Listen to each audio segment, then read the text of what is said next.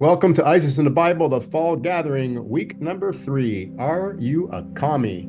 The question for today is, what does Holy Communion mean to you?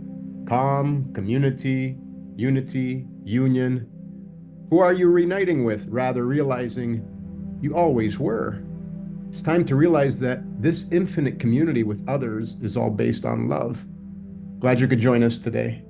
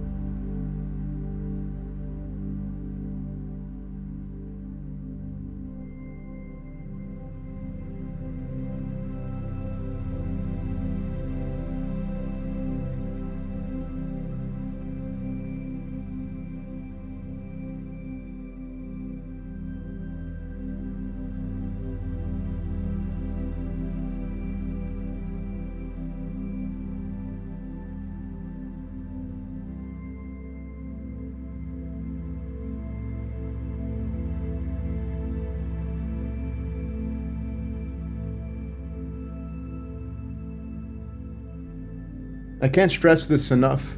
So this is a reminder about October 17th, which is on the Egyptian walls and so many other places in the artwork and even in the Bible. This is the raising of Osiris. The question is asked, well, what or who is Osiris? That represents your higher self. Your higher self is sleeping and it needs to be awakened. And that's what this image is. And it has both Marys there. Okay, so this is Isis, Virgin Mary. This is Nephthys, which is Mary Magdalene, and they're together with your higher self. And Osiris here is holding the crook and the flail, which means you can walk around, part your own waters, and you're your own judge and jury, and no one will ever judge you because you judge yourself. It's just beautiful. The Bible calls this Christ. It's a cycle, the Christ within. There's all kinds of Babel words for it. So there's not one right answer. It's every one of us has this beautiful, loving, 100% wisdom that wants to make its way out. You're trying to get on the throne, but you must pass the weighing of the heart. So that's what this is, the weighing of the heart. So we have to ask ourselves with every single move, trigger that happens to us, is your heart as light as a feather? Can we stay in that position? So this is now Osiris that has risen from this image here. All right, this is Osiris, has now risen on the throne with both Marys by his side. So this would be Jesus, this is Horus, this is Buddha. Every culture has a name for this. All right, this brings all religions back together again. It doesn't have to be mine is right, my dog's better than your dog. Okay, this has been on there and it's been there for 6,000 years or what have you. This is the Christ within. This is you that wants to raise. But you can't get there unless your heart is as light as a feather. And then if your heart hasn't been as light as a feather, then you have to say, please forgive me. So I ask everybody in the room, please forgive me for not being a loving man I should have always been. In this story on October the 17th, and we'll talk about this, is between the eagle, which is Aquila, and Lyra, the harp. So the eagle represents the all over top, seeing down the power and being in tune with spirit. We'll show you these signs and how important this is, and where this event was not only listed on the Egyptian walls and is showing up as huge energies around the world. It is the fall of Babylon, the fall of the ego, and the rise of spirit within. That's what we're on. It's a showtime. So one story that's really fitting with this is in Chinese mythology, Altair, or the cowherd, and Vega, the weaving girl, are two lovers separated by the Milky Way and allowed to reunite once a year on the 7th day of the 7th moon. So remember that, 7th day, 7th moon, and we'll show you how October 17th relates to that. This story is deeply symbolic of the separation and reunion, echoing themes of cosmic cycles, overcoming the illusion of duality, and remembering that the ultimate community of this union. Their reunion is seen as a celestial event that represents the coming together of opposites, much like the balance of energies we will be witnessing between Eris and Juno at 0 degrees Aries and Libra, rather Libra Aries, or the libraries. This reunion is symbolic of the cosmic love that transcends the illusion of time and space, representing the wisdom and unity that humanity is rediscovering. It's a beautiful metaphor for what we are entering right now, the end of separation, or the illusion of separation, because we're not separated, there is no duality, and the beginning of realizing, of living as one with all. And I'll show you that the 7th moon on the 7th day, I'm going to show you the moons now, starting with the first one in Aries, which is the spring. Okay, so the first one is in Aries, then the second one is in Taurus, the third one is in Gemini, and it's on the summer solstice, June 21st. That's important. They don't always land there. The fourth is in Cancer, the fifth is in Leo, the sixth was in Virgo. Pay attention, we're going to show you about the 6 baboons. And then the 7th moon is in Libra on October the 17th. But wait a minute.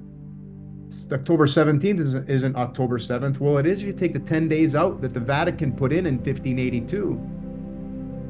So in 1582, they added 10 days to the calendar. So October 17th is really the 7th day of the 7th moon. All cultures say, be aware when this comes. The clock strikes 12. Cinderella has to come home, take off that party dress, and get back to spirit. That's what's upon us right now. The ancient teachers often foretold this event as a great awakening and return to the golden age of wisdom. In various cultures, it was said that humanity would come through cycles of forgetting and remembering, and at the dawn of this new age, we would rediscover our divine nature and cosmic truth. This alignment on the 17th boasts the story of Aquila, the ego and the heart being in tune with your inner self, pure love and wisdom. Because while this is the rising sign, the east, this is the west, that you die on the cross, Libra Aries. Well, that means you're going to be able to see Aquila and Lyra in the night sky exactly overhead. And that's what's happening right now. I know Kat has been saying that. I've been coming home and looking up and Aquila's there. What's drawing me to see it? Because it's time to remember, time to communicate. So this is a reminder from overhead that it's time now. So we see the eagle, particularly in the form of Aquila constellation. Many cultures have interpreted it as a sign of divine intervention, spiritual guidance, or a message from the heavens. In Greek mythology, the eagle of Aquila was sent by Zeus to carry out his will, often signaling the divine powers at work. In other ancient cultures, the appearance of Aquila in the sky, especially at important times such as celestial alignments like this one on the 17th, we see as a sign that higher wisdom or guidance is being offered to humanity. For example, in astrological interpretations, this would be Horus, the all-seeing eye, the hawk.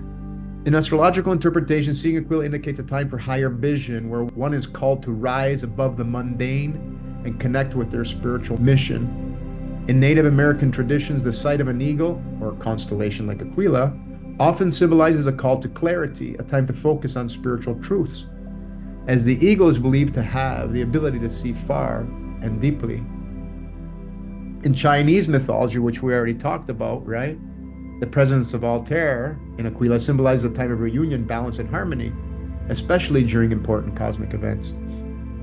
So seeing Aquila is a sign that the universe is guiding you toward higher understanding, urging you to pay attention to the cosmic cycles, personal transformation, or significant spiritual messages. In many cultures, the eagle or its constellation represents a time of spiritual awakening or divine intervention. So here's some text that the ancients say. You will become wiser, not by acquiring new knowledge, but by remembering the truths written in your soul and the laws of the universe and that which we wrote on the Egyptian walls. As the world falls, your vision will clear. You will see through the illusions, understanding the separation was never real. This event is not an end, but a rebirth, where the hearts and minds will align with the higher principles of love, unity, and balance. The stars have always guided you. Now, as they align, you will rediscover your connection to the cosmos and live in harmony with natural laws of the divine. So this time stands still in the Bible. So in Joshua 12:14, the sun is said to have stood still, prolonging daylight from the Israelites. Oh, don't forget, Israel, it stands for Isis, Ra. It is the mother and the sun. So on the day the ruling goddess, remember the word Lord, it stems from the term Isha, which means ruling goddess. So I replaced the word Lord in the Bible with its true meaning, ruling goddess, which is divine feminine, which is pure love. On the day the ruling goddess gave the Amorites over to Israel, Joshua said to the ruling goddess in the presence of Israel, Sun, stand still over Gibeon, and you, moon, over the valley of Ajalon. So the sun stood still and the moon stopped, till the nation avenged itself on its enemies, and it is written in the book of Jashar. The sun stopped in the middle of the sky and delayed going down about a full day. There has never been a day like it before or since, a day when the ruling goddess listened to a human being. Surely the ruling goddess was fighting for Israel. Israel is when you leave Egypt. Israel means we're out on the clock. We're out in time. We're out in the illusion. We're in ego world. So of course she's going to fight for Israel, because that's just us being reeled back into pure love. Some propose that this event could have been linked to a celestial alignment rather than a literal halting of the sun. That's what we're talking about today, this October 17th. The role of constellations and interpretations. Ancient cultures often viewed celestial events as reflections of divine intervention or significant earthly events. Aquila is the watchful eagle. The constellation represents an eagle, is often associated with divine vision and power. The Aquila is a celestial witness, and its high position in the sky is just a reminder that we're upon this event. Because everything else, that is always there once per year, but not when all these other alignments, these alignments don't happen all the time. They don't. But we wrote it down for us to remember many, many, many, many centuries ago. So in this image is more proof about what we're upon. Earlier we stated about the 6 baboons. Well, 6 baboons, the baboons mean eclipses. And here's the raising of the sun, the divine Christ light, Osiris. You can see the image of the face inside the pillar. 6 baboons, that means 6th constellation, which is Virgo. We had 2 eclipses in Virgo, and now we're having this beautiful alignment of raising Osiris there. It's time to wake from the stillness. This is the true Holy Communion. You, your higher self, and the divine feminine energy called love. So like we said, the baboons are known to scream during eclipses. So you can see 6 of them, and the 6 is the zodiac sign of Virgo. It's all there, folks. It's showtime. So this image is seen all over Egyptian walls for different parts of your journey. There's one for Aries, arise. But then again, there's the 2 Marys. Again, here you are with the 2 Marys. So if somebody asks the question, well, if the fall of Babylon is every 558 years ago, the last Phoenix rising, and did it have a fall of Babylon? Absolutely. In the mid-15th century, around 1465, the world saw major transformations that shifted humanity. human consciousness and values. The Renaissance promoted humanism, a deeper understanding of love, beauty, and potential, while the printing press spread knowledge, reducing ignorance and control by the few. The fall of the Byzantine Empire and the end of medieval power structures led to new perspectives, while exploration expanded horizons. Additionally, mystical and esoteric thought emphasized personal spirituality and unity with the divine, symbolizing the fall of the ego and a move toward a more love-centered worldview. Remember, Leonardo da Vinci was 13 years old in 1465. Didn't he leave a mark? Oh yeah. So he would be the guy who raised his Christ within, but now we're all doing it. Why? Because we're on a cusp. We're changing ages. So let's talk about this focus on the stillness. What effect does this have on the fall of Babylon this time? Other than constant cleanses like COVID that people are calling it, and people reuniting and separating, immigration is at peak, which is Exodus. When we look to see which lands will experience the moon rise, so there's Eris, which you can't see with a human eye, and the moon rising in the east. So who sees this exact alignment? Well, that's going to be here. That's going to be there right near Sri Lanka. So when you plot this out, where Sri Lanka is, and you bring it right across,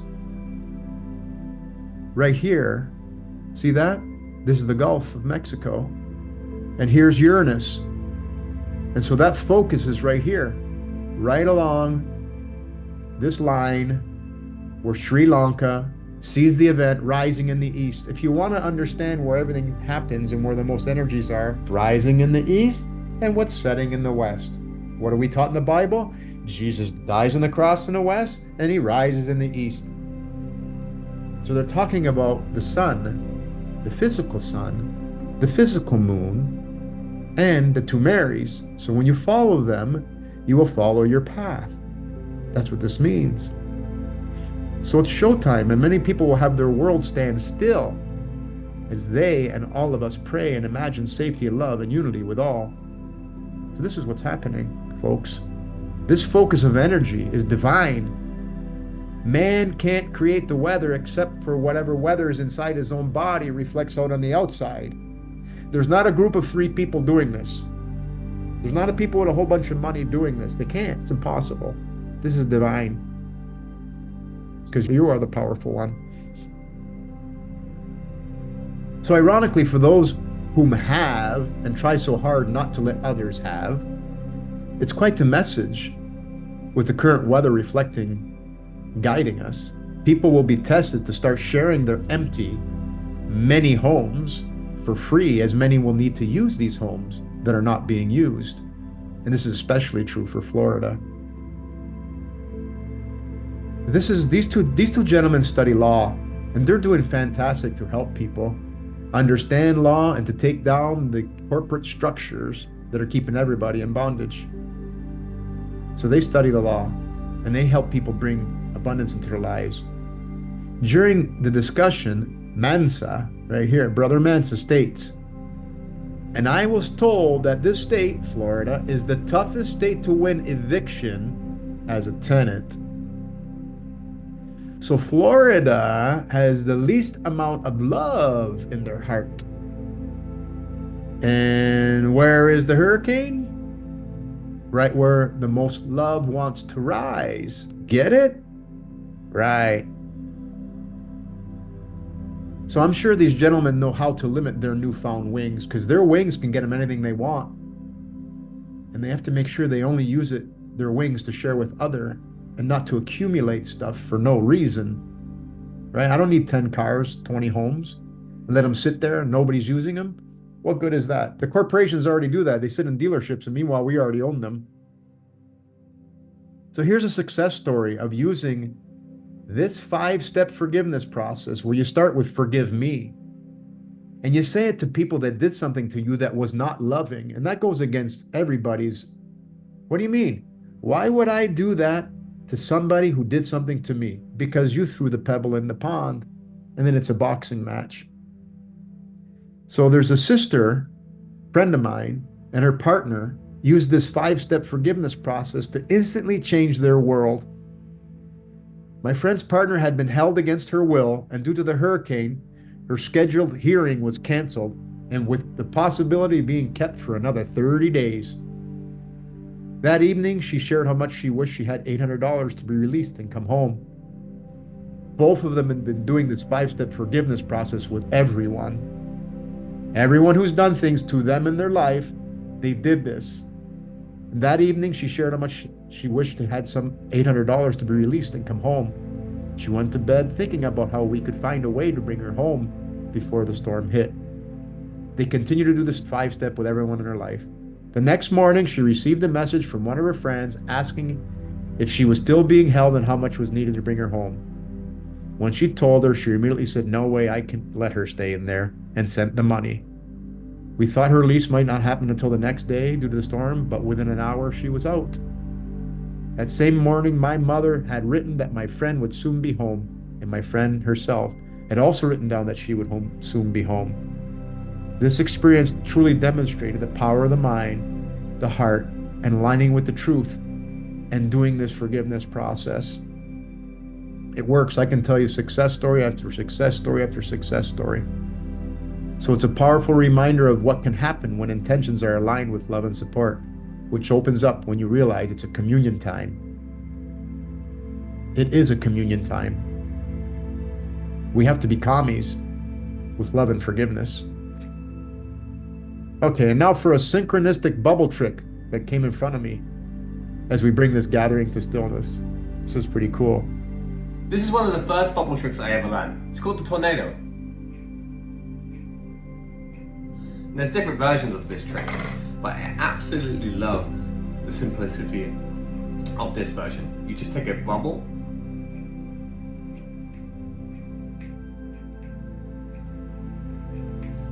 and you add another bubble. Now I have to create an air vacuum in this bubble.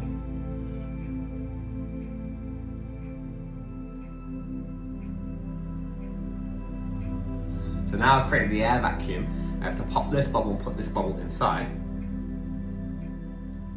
And then I have to hope that I've got enough airflow and enough fog to create a tornado, and it's absolutely stunning. And it is still one of my favorite bubble tricks to this day. Pretty synchronistic, eh?